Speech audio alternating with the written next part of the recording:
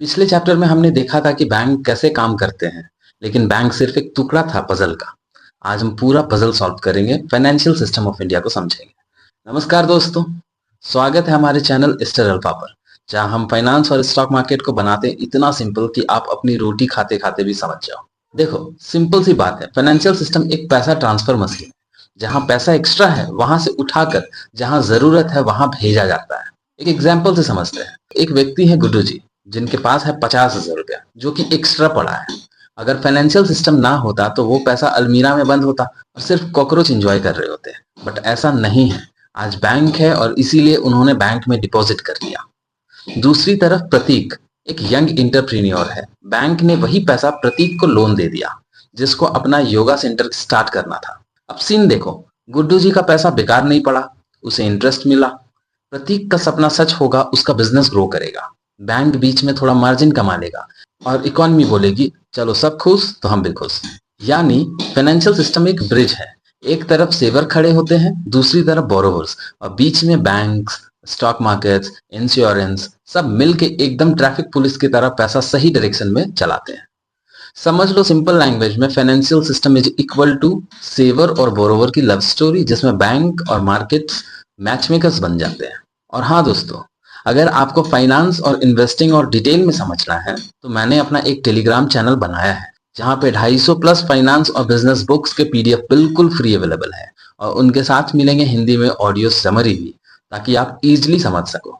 Link description में है, अभी जाके फ्री में ज्वाइन करो और अपना नॉलेज लेवल नेक्स्ट स्टेज पर ले जाओ। अब हम बात करेंगे इंडियन फाइनेंशियल सिस्टम की कहानी, जो बार्टर सिस्टम से लेकर आज के डिजिटल यूपीआई तक का सफर है। सबसे पहले एंशिएंट इंडिया में लोग बार्टर सिस्टम यूज करते थे, मतलब चावल के बदले कपड़ा और कपड़े के बदले दूध। लेकिन भाई प्रॉब्लम थी, हर बार मैच होना चाहिए, इसीलिए गोल्ड और सिल्वर कॉइन्स आए। फिर आए महाजन और श्रॉफ, जो लोकल मनी लेंडर्स थे। ये लोग लोगों को उधार देते थे और बेसिक फाइनेंस सिस्टम ऐसे ही चलता था। अब बात करते हैं मेडिवल इंडिया की। यहाँ एक जबरदस्त सिस्टम था जिसका नाम था हुंडी। ये एक बेसिकली एक पेपर प्रॉमिस था, जिसमें एक व्यापारी दूसरे व्यापारी को लिख कर देता कि पैसा तुम्हें वहां मिल जाएगा। आज के यूपीआई का प्राचीन वर्जन, ऐसे ही समझो। फिर आए ब्रिटिशर्स, उन्होंने मॉडर्न बैंकिंग इंट्रोड्यूस की, रेसिडेंसी बैंकिंग बने, इंश्योरेंस कंपनीज शुरू हुई, और 1921 में इंपीरियल बैंक बना, जो बाद में एसबीआई बन गया। इंडिपेंडेंस के बाद सरकार ने बैंक्स और इंश्योरेंस को नेशनलाइज किया। नबार्ड, सिडबी, एलआईसी जैसे इंस्टीट्यूशंस बने, ताकि फाइनेंशियल सर्विस हर आदमी तक पहुंच सके। फिर आया 1991 का लिबरलाइजेशन। प्राइवेट बैंक्स जैसे एचडीएफसी, आईसीआईसीआई, ये सब बैंक्स आए। सेबी रिफॉर्म हुई, स्टॉक मार्केट मॉडर्न बने, और mutual funds and insurance sector open हुआ।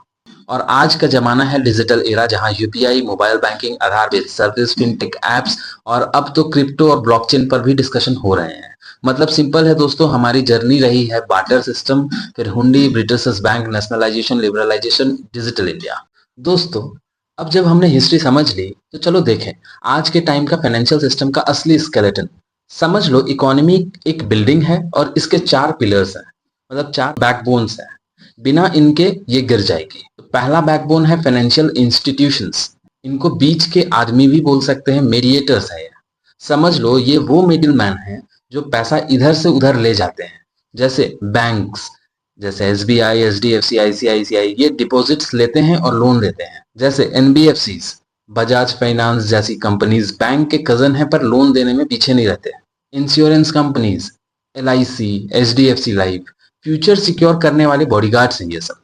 म्यूचुअल फंड्स, इन्वेस्टमेंट कंपनीज जैसे HDFC mutual fund, ICICI prudential, आपके पैसे को स्टॉक मार्केट के जिम में भेजकर मसल्स बनवाते हैं। मतलब इनका काम है पैसा कलेक्ट करना और सर्कुलेट करना। दूसरा बैकबोन का बात करें तो वो है फाइनेंशियल मार्केट्स, मतलब कि पैसा का बाजार। अब पैसा बीच का तो आदमी ले आया, पर डील कहाँ होगी? आंसर है मार्केट में। तो मार्केट को समझते हैं। जैसे मनी मार्केट, शॉर्ट टर्म पैसा, जैसे ट्रेजरी बिल, एकदम छोटा सा स्नैक्स है ये, with in 1 year.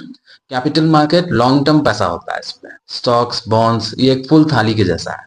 Forex market, इसमें डॉलर, यूरो, पॉन्ड का मेला है ये सब। क्रेडिट मार्केट, लोन्स और एडवांस का अड्डा, जैसे सेंसेक्स और निफ्टी कैपिटल मार्केट का रॉयल दरबार है। तीसरा बैकबोन है फाइनेंशियल इंस्ट्रूमेंट्स। अब देखो, पैसा कलेक्ट हो गया, जिस जगह पे पैसा आना है, जो मार्केट है वो भी मिल गया। अब किस चीज का ट्रेडिंग होगा, किस चीज पे पैसा लगेगा, तो उसका आंसर है इंस्ट्रूमेंट का। यही है तीसरा फाइनेंशियल इंस्ट्रूमेंट। जो हमारा बैकबोन है। जैसे एग्जाम्पल समझते हैं, इंस्ट्रूमेंट किन किन पे ट्रेडिंग होता है, जैसे शेयर्स हैं, डिबेंचर्स हैं, बॉन्ड्स है, डेरिवेटिव्स है, म्यूचुअल फंड यूनिट्स है, इंश्योरेंस पॉलिसीज है, ट्रेजरी बिल्स है, ईटीसी। इजी लैंग्वेज में बोले तो इंस्ट्रूमेंट, फाइनेंशियल इंस्ट्रूमेंट एक टिकट है जिससे आप फाइनेंशियल गेम खेल पाते हो। चौथा बैकबोन जो है वो है फाइनेंशियल रेगुलेटर्स। मतलब कि सारा चीज हो गया, बाजार भी आ गया, पैसा भी आ गया, बाजार में खेलने के लिए भी हो गया और इंस्ट्रूमेंट भी हो गया, लेकिन उनको रेगुलेट करने वाले जो होते हैं वो है चौथा, वो है फाइनेंशियल रेगुलेटर्स। सिस्टम की पुलिस। और भाई बिना पुलिस के सिस्टम कभी स्मूथ नहीं चलेगा। ये वो चौकीदार है जो पैसा की दुनिया को सेफ बनाते हैं।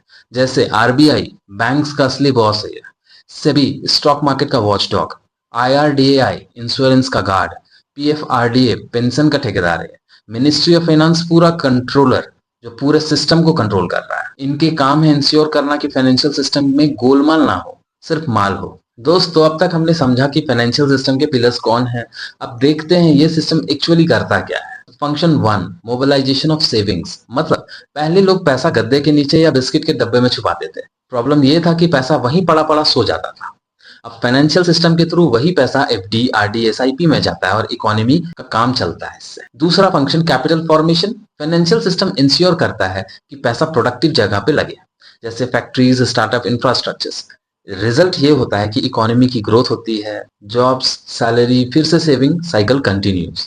पैसा जमीन खरीदने के बजाय फैक्ट्री में लग जाए तो जॉब्स मिलेगी, टैक्स आएगा और देश ग्रो करेगा। तीसरा फंक्शन है लिक्विडिटी क्रिएशन।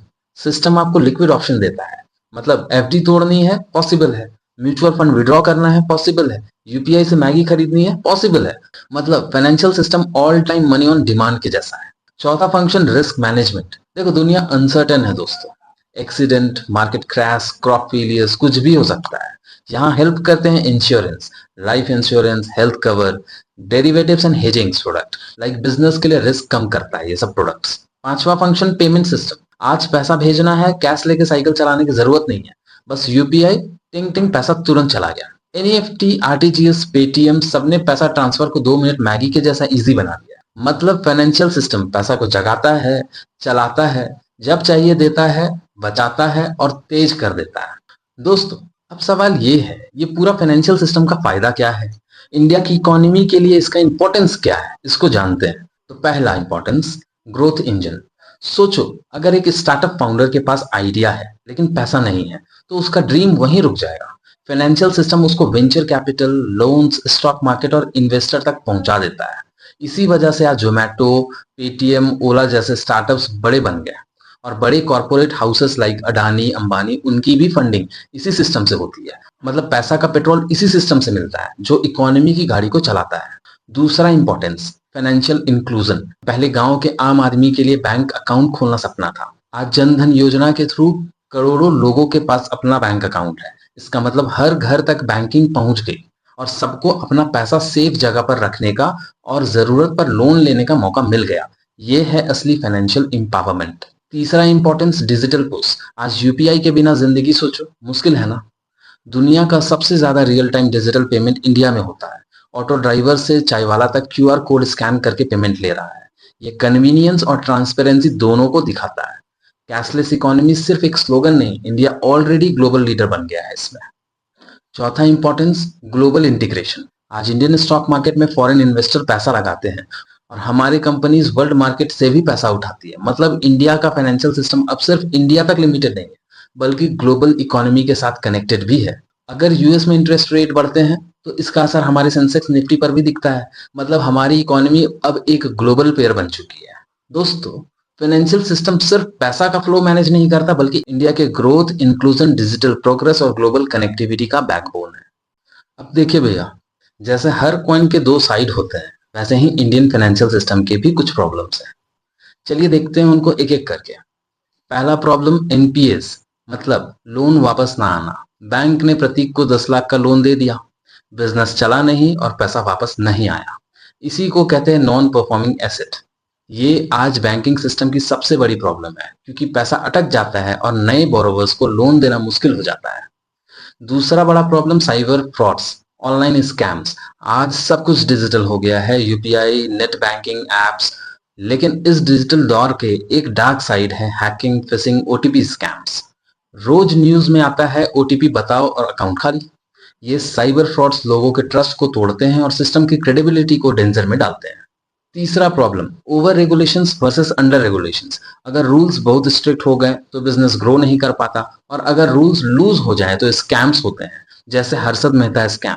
इसीलिए चैलेंज ये है कि बैलेंस कैसे बनाया जाए, जहां ग्रोथ भी हो और ट्रस्ट भी बन जाए।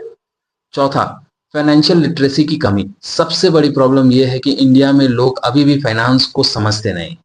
आज भी गांव के लोग सोचते हैं एफडी ही बेस्ट है, स्टॉक मार्केट तो जुआ है। नॉलेज की कमी की वजह से लोग अपने पैसे को प्रोडक्टिव तरीके से ग्रो नहीं कर पाते। दोस्तों, आप हम पे ट्रस्ट करें और हमारा चैनल स्टर अल्फा, अगर आपको समझ आता है, अगर लगता है, फील होता है थोड़ा सा भी कि हम लोग सक्षम है कुछ समझाने को, सिखाने को, तो प्लीज हमें सब्सक्राइब करें और हमारे प्लेलिस्ट, जो कि ये जो सेक्शंस आप देख रहे हैं एब्सोल्यूट जीरो से चल रहा है, आप इनरोल करें, प्लेलिस्ट देखें, बिल्कुल फ्री है, आप देखें और इससे ग्रो करें और स्टॉक मार्केट की दुनिया को समझे, इन्वेस्टमेंट की दुनिया को समझे। दोस्तों, अब बात करते हैं फ्यूचर की, मतलब इंडियन फाइनेंशियल सिस्टम का अगला चैप्टर कैसा दिखने वाला है। पहला, एआई एंड फिनटेक का बूम। आज जो काम बैंक काउंटर पे लाइन लगा के होता था, वो अब ऐप के बटन दबाते ही होता है। फिनटेक कंपनीज और आर्टिफिशियल इंटेलिजेंस मिलकर बैंकिंग को स्मार्ट, फास्ट और पर्सनलाइज्ड बना रहे हैं। दूसरा, ब्लॉकचेन बेस्ड ट्रांजैक्शन। ब्लॉकचेन का सिंपल मतलब है ट्रस्टलेस ट्रस्ट, यानी बीच में कोई मिडिलमैन नहीं, सब ट्रांजैक्शन एकदम ट्रांसपेरेंट और सिक्योर।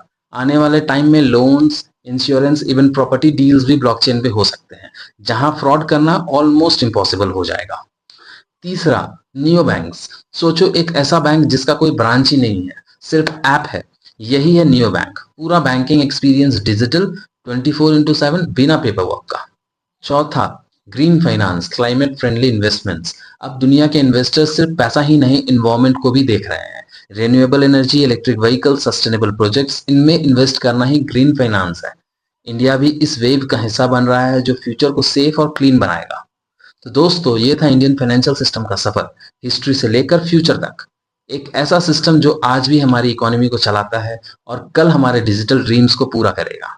आपको क्या लगता है, सबसे बड़ा गेम चेंजर कौन होगा? एआई होगा, ब्लॉकचेन, नियो बैंक या ग्रीन फाइनेंस? कौन होंगे? कमेंट में बताना मत भूलना। और हाँ, वीडियो अच्छा लगे तो लाइक कीजिएगा, सब्सक्राइब कीजिएगा, ताकि आप तक हर फाइनेंशियल ज्ञान सिंपल और मसालेदार स्टाइल में पहुंचाता रहूं। दोस्तों, इस तरफा के साथ सीखो और जीतो। फिर मिलते हैं, तब तक के लिए जय हिंद, जय भारत।